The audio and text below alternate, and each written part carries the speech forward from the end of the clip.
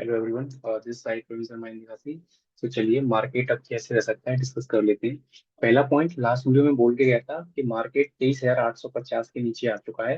जितनी भी long position है वो स्कोर अप हो चुकी हैं। तो अलर्ट रहिएगा, मार्केट नीचे का है। जिन्होंने हमारा लास्ट वाला वीडियो नहीं देखा है, एक बार जाके देख लीजिएगा, चीजें आसान हो जाएंगी आप लोगों के लिए।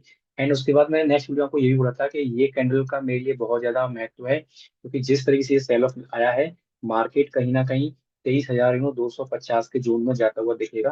एंड एग्जैक्टली देखें तो मार्केट जो है 23,250 के जोन में हमें जाता हुआ दिखा। राइट। एक सही समय पे हमने आप सब लोग को गाइड किया, क्योंकि मंथली एक्सपायरी के बाद में मार्केट ने मोमेंटम नहीं किया एंड नेक्स्ट डे मार्केट नीचे निकलना शुरू कर दिया। राइट। तो जितने भी लॉन्ग पोजीशन थी वो स्कोर होती हुई दिखी एंड पोजीशन शॉर्ट बनती हुई हमें मार्केट में दिखी। जिन लोगों ने मार्केट एनालिसिस देखा होगा हमारा, वो लोग टाइम से एग्जिट किए होंगे लॉन्ग पोजीशन से। एंड उन लोगों ने शॉर्ट किया होगा तो अच्छा खासा कहीं ना कहीं पैसा बनता हुआ दिखा होगा। हम लोग बात कर रहे हैं अभी यहाँ से क्या रहना चाहिए। मैंने दो चीजें आपको इससे पहले प्राइस एक्शन में समझाई थी। वो समझाई थी कि किसी भी सर्टेन लेवल पे अगर मार्केट बाउंस बैक करता है, राइट, उसे हम जब तक श्योर नहीं मानेंगे जब तक वो सेकंड टाइम उसी पॉइंट पे आके फिर से बाउंस बैक नहीं मारेगा। राइट। अगर हम आज देखें, कल भी मार्केट ने इसी पॉइंट पे आसपास इस जोन में कहीं ना कहीं आके मार्केट ने क्या किया, शार्प यू टर्न लिया। आज फिर मार्केट नीचे आया, इसी पॉइंट से मार्केट ने फिर शार्प यू टर्न ले लिया है। इसका मतलब है कि 23,100 से लेके मार्केट जो है 23,200 के बीच में, ये अच्छा खासा हमारे पास क्या है, डिमांड जोन बना हुआ है। यहाँ से बार बार डिमांड मार्केट में आ रही है, मार्केट क्या कर रहा है, बाउंस बैक कर रहा है। राइट। ये पॉइंट अब जब तक वीक नहीं होगा, जब तक मार्केट इसके नीचे नहीं आएगा। तो कहने का मतलब है कि अगर मार्केट 23,100 के नीचे जाता है तो फिर हम लोग जो है बड़ी बिक वाली और देखेंगे मार्केट में। उस केस में फिर हम लोग 550 पॉइंट से लेके 650 पॉइंट और निफ्टी को नीचे जाता हुआ देखेंगे। 23,100 सब बहुत अच्छा सपोर्ट है। ये नहीं टूटना चाहिए। ये टूटता है तो फिर मार्केट में 22,550 से लेके 22,000 450 के जोनों में जाता हुआ दिख जाएगा। सो प्लीज इस पॉइंट को नोट कर लीजिएगा। मार्केट यहाँ से दो बार बाउंस बैक ले चुका है, अच्छा खासा यहाँ से डिमांड देखने को मिल रहा है। राइट। अब हमें यहाँ से आगे स्ट्रेटजी क्या रखनी है, किसी भी चीज में टूटी दिखेंगे तो चीजों को प्लान कर लेते हैं। राइट। तो फर्दर सेलिंग हम जब भी प्लान करेंगे जब मार्केट 30 या 100 के नीचे जाएगा। अदरवाइज हम लोग अब सेल नहीं करेंगे इस पॉइंट पे आके कहीं ना कहीं। राइट। क्योंकि डिमांड हमें यहाँ देखने को मिल रही है। बीच में डालेंगे हाथ तो फंस जाएंगे कहीं ना कहीं। राइट। तो 30 या 100 के नीचे हम शॉर्ट पोजिशन बनाएंगे।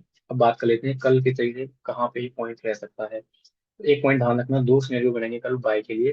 पहला, ये 23,500 मार्केट मेरे को मिलता है ओपनिंग में तो मैं मार्केट में बाय करूंगा एंड टारगेट रखूंगा 23,650 फर्स्ट टारगेट एंड 23,700 मैक्स। इन दो टारगेट के लिए हम लोग तैयार रहेंगे। 23,500 को मार्केट निकलती है तो मार्केट 23,700 के जोन में हमें जाती हुई दिखेगी। राइट। यहाँ पे हम लोग फिर रिव्यू करेंगे, क्योंकि ये एरिया जो है बहुत अच्छा खासा जो है हमें एज रेजिस्टेंस यहाँ पे काम करेगा। तो उसके लिए हम लोग तैयार रहेंगे। तो 23,700 तक मार्केट में स्पेस है। दूसरा पॉइंट बाइंग का क्या बन सकता है, एक बार हम लोग डिस्कस कर लेते हैं तो देखना और चीजें थोड़ी सी समझ में आए हम लोग को।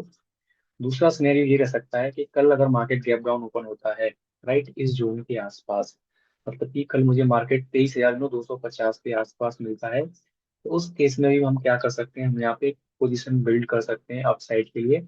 आज का जो लो रहा है ना, इसका हम एसएल डाल लेंगे लगभग। एंड उस केस में फिर हम लोग मार्केट को जाता हुआ देखेंगे कहाँ तक, 23,500 तक फर्स्ट, 23,600 तक। दो टारगेट के लिए फिर हम लोग बाय कर लेंगे। गैप डाउन पे भी हम लोग कल बाय करेंगे। 23 या 250 के बीच में मार्केट मिलेगा तो हम बाय करेंगे, फिर से हमें यूटर्न देखने को मिलेगा मार्केट के अंदर। राइट। एंड दूसरा, 23,500 को मार्केट निकलेगा तो अब भी हम लोग बाय ही करेंगे। राइट।